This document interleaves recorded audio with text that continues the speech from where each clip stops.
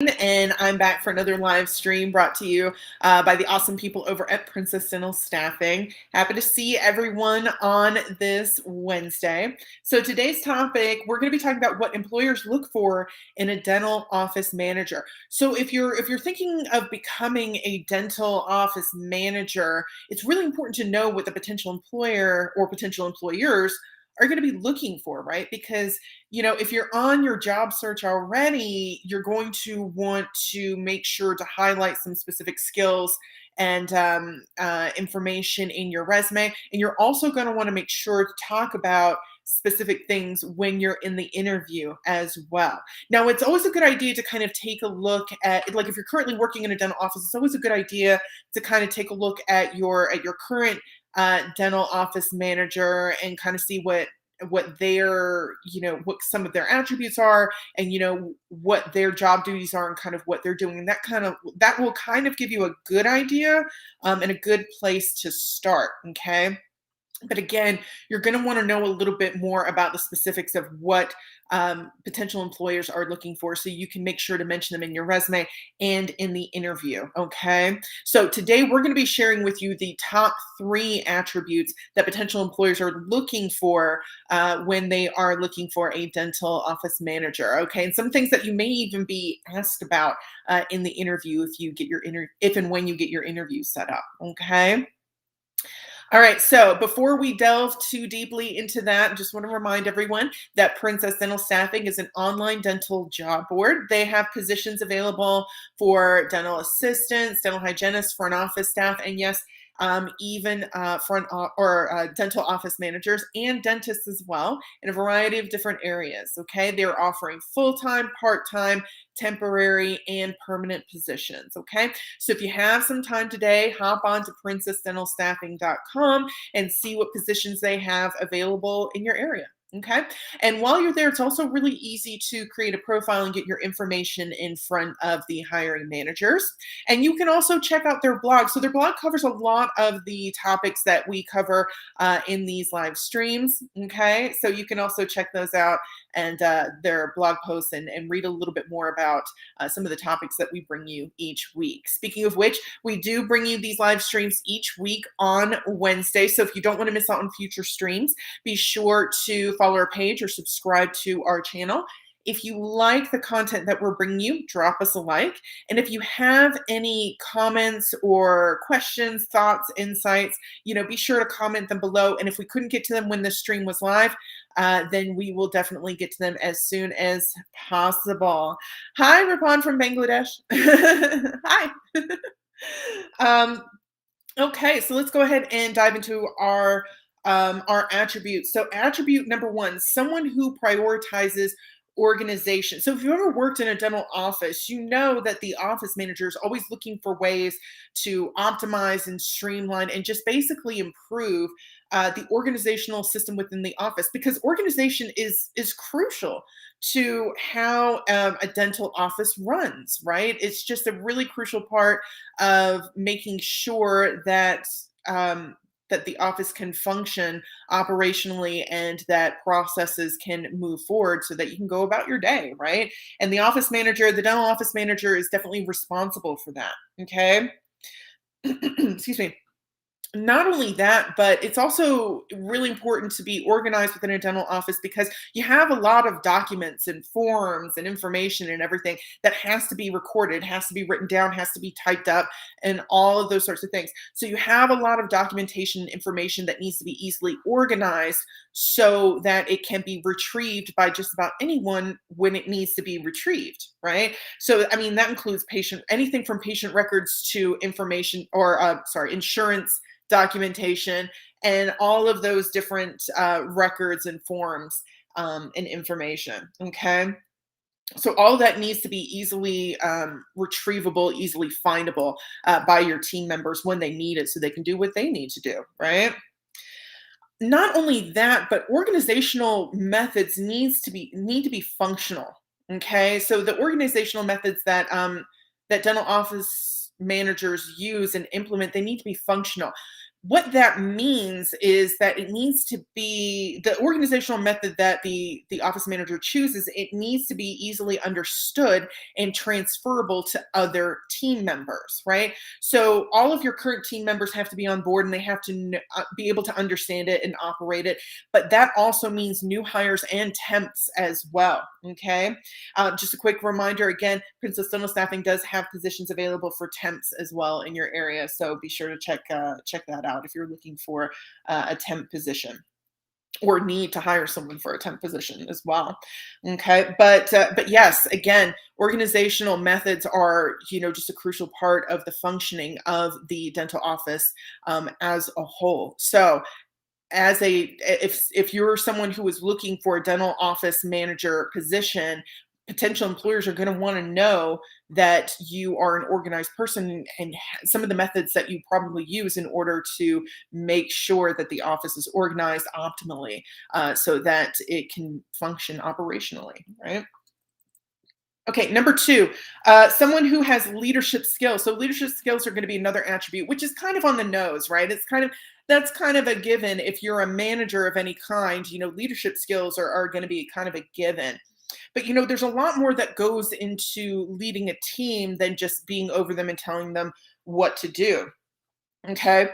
Um, so when it comes to leadership skills, what you're going to want to kind of determine is your leadership style. That's probably going to be something that you're likely going to be asked in an interview for dental office manager position, really any leadership position.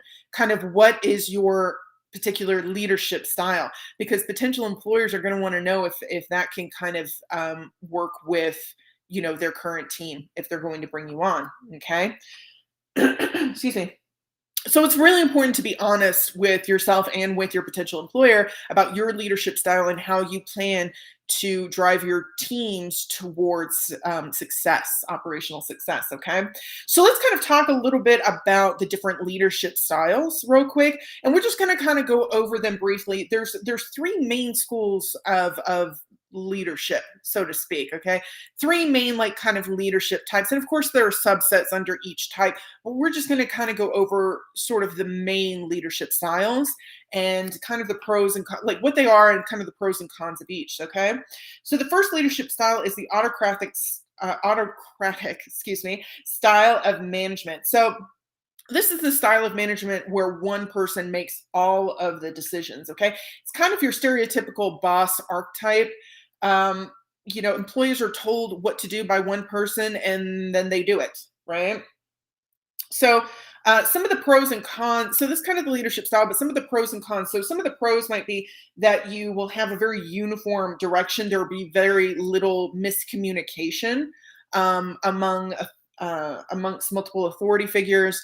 So it's what you can expect is a very uniform output by your team members. But some of the cons can be, that an autocratic style can lead to burnout, right? It can lead to burning your team out, or making them feel like their opinion is not really valued or heard.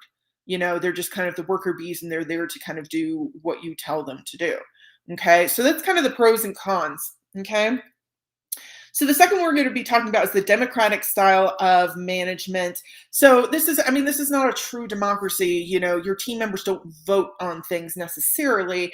It's more so the style of management, the style of leadership where you as the manager ask your team for their feedback and their opinions and their thoughts about certain topics, and you take those into consideration when you make a final decision. Okay. So that's kind of how the democratic style kind of goes. Okay. So some of the pros of this kind of style. Okay. So the major pro is that your team members are going to feel heard, right? They're going to feel like you value them and you value their expertise and, kind of what they bring to the table. Okay. Not only that, another pro is that they may bring to your attention issues that you were never aware of, right? Being the leader, you might not be aware of everything aware of all of the issues or the challenges that your team members are facing on a daily basis. But they can kind of bring that to your attention if you're using this more democratic style of management. Okay. Some of the cons, though, some team members may feel a little like it's all for show if you don't actually act on their opinions, or if the final decisions that you're making don't take their opinions into their account, then they may feel like it's all kind of for show, it's all kind of a facade, right? You just asked so that I mean, oh, you just asked me my opinion, but you're just going to do whatever you want to do anyway. Okay. So they may not feel as valued if you don't, act on their thoughts all the time. That's one of the potential cons. Okay. And then lastly, the laissez faire style of management. So basically, this style of management is actually usually better for like project focused tasks. But it can be used, I mean, really for anything. But it's relatively hands off. Essentially, it's sort of a hands off approach. Everyone knows, what their role is. Everyone knows what they're supposed to do. So they do what they do, and you just kind of take a hands-off approach. You're still available for assist as the manager. You're still available for like assistance or guidance when your team members find themselves in treading difficult waters. But for the most part, you just kind of let them do what they do, and the office runs how it runs. Okay, so that's kind of the laissez-faire management style. So one of the pros is that there's no micromanagement going on, right? So, micromanaging can be, that can lead to a lot of burnout too, and that can really make, your team members feel very insecure about themselves and their expertise. And this is the opposite of that. So, one of the pros is that your team won't ever feel micromanaged, and they won't ever feel that you don't trust them as professionals. But one of the cons is essentially the same thing. Your team members might feel a little rudderless, or feel a little left out to kind of do whatever it is that they need to do, and making decisions that they probably aren't comfortable making. So that's kind of one of the cons, is that they might feel a little bit rudderless or a little bit leaderless. Okay. So those are kind of the main leadership styles. So it's really kind of up to you to be honest with yourself and do a self-assessment and decide, what your leadership style is, and be sure to be honest with potential employers about what your leadership style is. Okay. All right. So lastly, the third attribute is someone who is tech savvy, right? So, dental office managers are generally, kind of in charge of the management software that the dental practice is using. They usually need to have a thorough understanding of the finances and the implications of certain financial decisions on the practice as well. So they really are kind of the authority on, the dental management software that's being used in the office. Okay. And they're usually going to be the ones who kind of create, like profiles, or fix, issues and those sorts of things, or at least try to resolve those issues. Maybe that means, calling tech support or something like that. But it's usually going to be, the buck is usually going to stop with the dental office manager.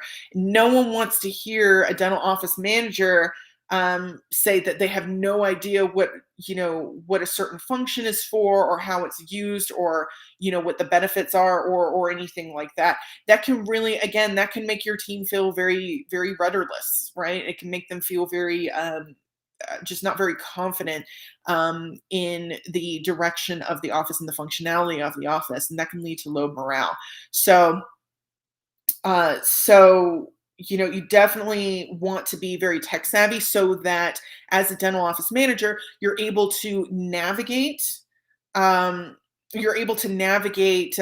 software that is kind of helping run the entire office, and be able to resolve issues, and also be able to train your team members on how to use it, right? On how to use how to use the software, and what functions they're going to be responsible for, and how to input information, just to ensure that all of those records and all that documentation and all that information stays organized and easily retrievable. Okay, so tech savviness is definitely a huge attribute that you need to have as a dental office manager. Okay. All right, so those are the three main attributes that potential employers are going to be looking for in a dental office manager. So if you're looking for a position as a dental office manager, or looking to be promoted as one, first step, check out princessdentalstaffing.com to see if you have any positions available in your area, and maybe create a profile if you have time. And number two, make sure you focus on the three main attributes. One, some prioritizing organization, because you're going to be very responsible for the organization within the office, and help facilitate that operational functionality. Two, having leadership skills, right? It's more than just directing teams. It's really going to be based a lot on your leadership style, and how you can mobilize teams towards office goals. And lastly, number three, being tech savvy, being able to navigate these different softwares and systems and applications that your office is using to help push through a lot of operations. Okay, that are probably going to be done through a lot of these systems and technologies, etc. Okay. All right. So thanks for tuning in today with me, everyone. We'll be back next week with another topic, talking about your career in the dental industry. So I'm so happy that everyone got to spend some time with me today. But we will talk next week. So in the meantime, have a great week. Have a great weekend. Continue to stay safe out there. I'll see you soon. All right.